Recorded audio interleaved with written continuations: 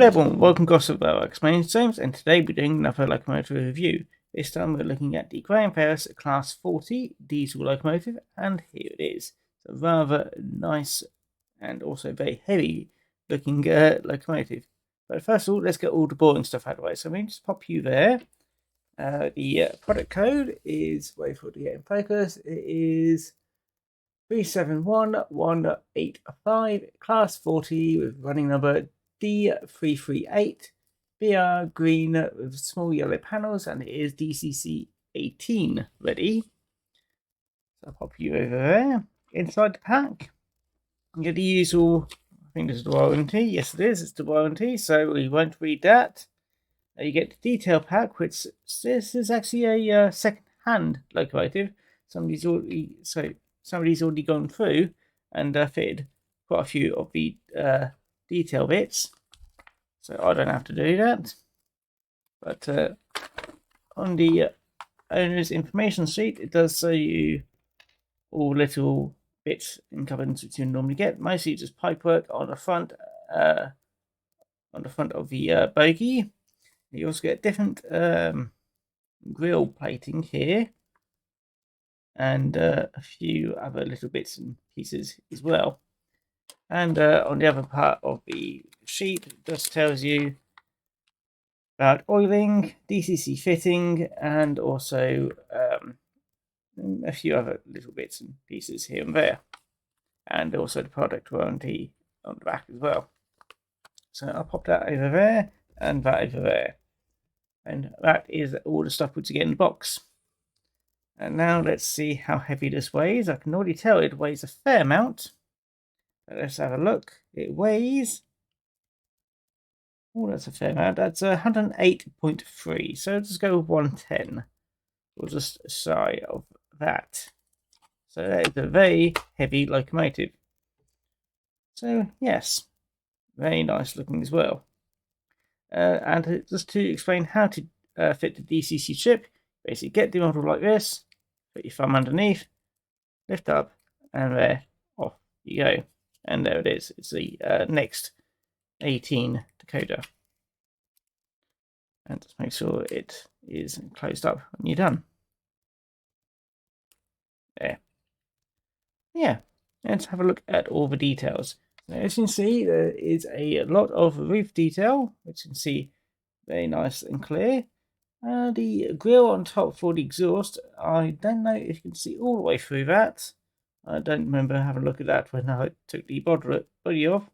But you can see some sort of fan underneath there, which adds a little bit more extra detail. I do have these little windows into the engine compartment, which you can just about see through.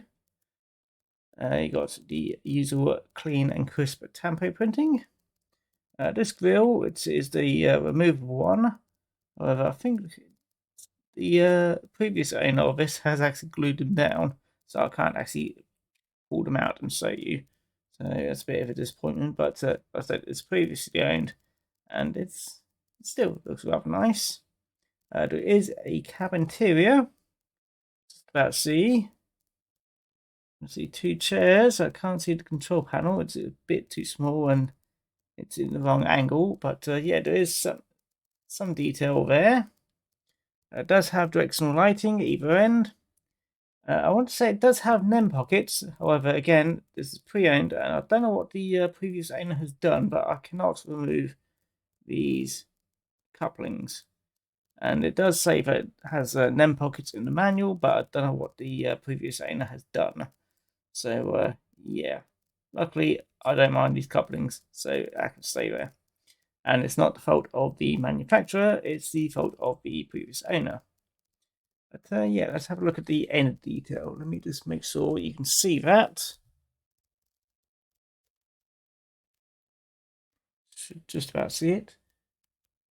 You'll be able to see better on the close-up anyway. But yeah, it does have the lighting there and the head code boxes. It's got so the glazing is quite clear. It does also have window wipers, and I'm trying to see while also not. Basically, I'm trying to have a look while also making it so you can see. It does have little access panels here and there, lots of nice, lovely detail. And under frame detail is, you can see, very, very nice. And on the bottom, unfortunately, it's the usual. It's functional, but no one's going to be looking underneath there because it'll be running around the layout. Yeah, quite pleased with that. Just trying to see if there's any other bits of detail which I've forgotten. And yeah, the head codes do have the text on the inside as well, so that's quite nice, and it's quite clearly legible as well. So yeah, most of it you'll be able to see on the turntable when we get to that point. So yeah, I'll just let the model speak for itself when we get to there. So yeah, I'm probably gonna stop rabbiting on and let you have a look at all the detail yourself. So yeah, I'll see you in a bit. The British Rail Class 40 is a type of diesel-electric locomotive with a total of 200 built by Ingalls Electric between 1958 and 1962. They were, for a time, the pride of British Rail's early diesel fleet and were commonly known as whistlers because of the distinctive noise made by their turbochargers. The Class 40s operated in all areas of British Railways, although sightings in the western and southern regions have always been exceptionally rare and usually result of special trains and/or unusual operational circumstances, where examples have been recorded. A review of the areas that the locomotives operated in was published towards the end of the class's operational life, so that there was no regular service on the southern region, and the only parts of the western region regularly visited were the Cambrian line and freight on the Gloucester to Severn Tunnel Junction route. In later life, the locomotives were mainly to be found hauling heavy freight and passenger trains in the north of England and Scotland. As more new rolling stock was introduced, their passenger work decreased, partly due to their lack of electric train heating for newer passenger coaches. The door of the Class 40s started in 1976, where 3 locomotives were taken out of service. At over 130 tons, the class were by then considered underpowered. In addition, some were found to be suffering from fractures of the plate frame bogies, and spares were also needed to keep the other locomotives running. 7 locomotives and 1 cab end have been preserved on heritage railways, including the first built D200. Of the 7 Class 40s to be preserved, all except for 1 have been run in preservation and 3 have been run on the main line in preservation. Right, here we are, the Class 40 now on my layout, and I have also got my test rig of 8 Mark 1 coaches ready to be hauled behind it. But first of all, let's talk about the few bits which I missed in my clip earlier. Pickups. It does seem to have pickups on most wheels. The only ones that don't have pickups are just the end axles, right on the very end. So it's still 12 wheels with pickups, and it has no traction tyres, which is always a good plus. But considering how heavy it is, I don't think it really needs them. But anyway, let's go to the slow speed test and a quick run around the layout. This will be under DC. It will operate slightly differently under DCC, but just to mention that this test is only under DC, so just to put that out there.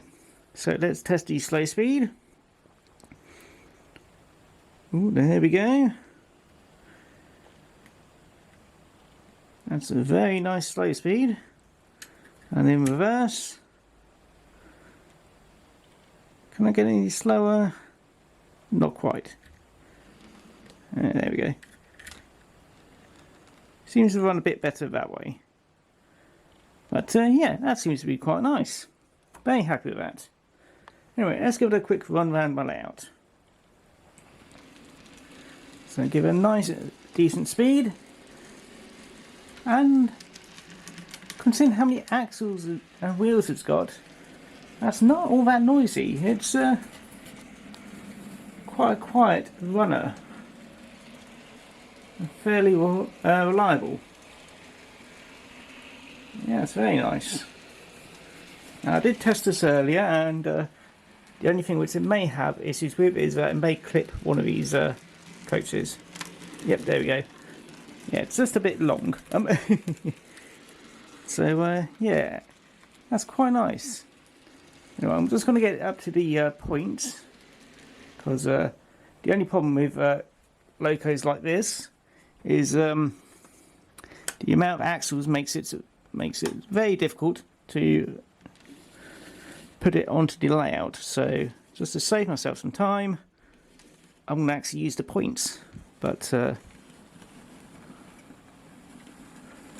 carefully do that.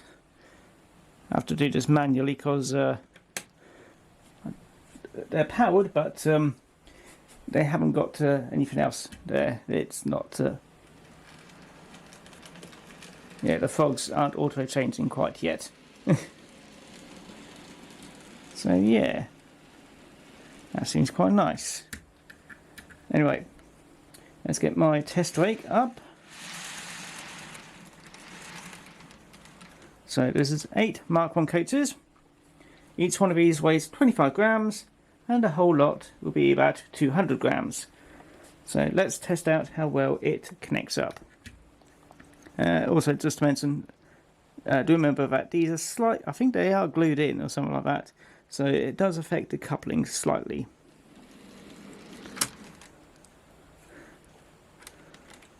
But it does seem to be working that time. So yeah, 200 grams behind a 108 gram loco, and obviously it has no issues putting them whatsoever because it's only just under twice its weight. A little bit of slow speed in the corner there, but that may just be because that area is always awkward. It doesn't seem to be slipping, it just seems to slow down, so it must be connectivity issues. Very nice look there. And let's see if it gets over the points without any issues. Yep, it's a good thing I did use the point to switch lanes then. Well, switch tracks.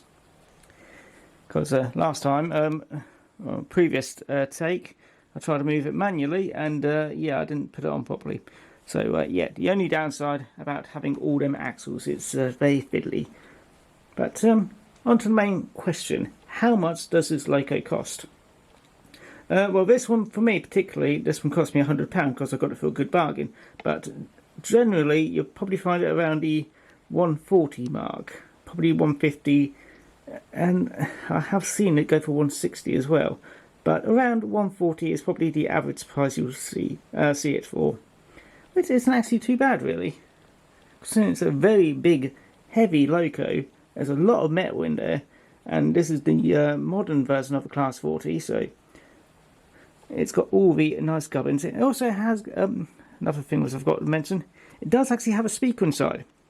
If you had the right decoder, you could just pop the decoder in, and it has got the speaker inside. So 140, 160, that's not too bad. Very good runner, very quiet, and has sound, I want to say sound ready, at least. And it's very nicely detailed. It does look good. Very happy with that. So yeah, do let me know what you think of it. I'm happy with it. Well, sadly I will be using it for something else, but oh well. But yeah, that's a very nice engine. Very stunning. I'll give another quick close-up of it. Zoom in. Yeah, very nice engine. So yeah, let me know what you think. Do you think it's overpriced for how much it is? Considering how much you get, like I said, you get lights, you get sound, if you get the decoder, runs nicely, pulls anything you put behind it really, and very quiet as well. The only annoying bits really is just awkward to put on the track. So yeah, other than that, and I'm being beeped out on Discord, but yeah, other than that, it's a very nice engine. I'm quite pleased with it.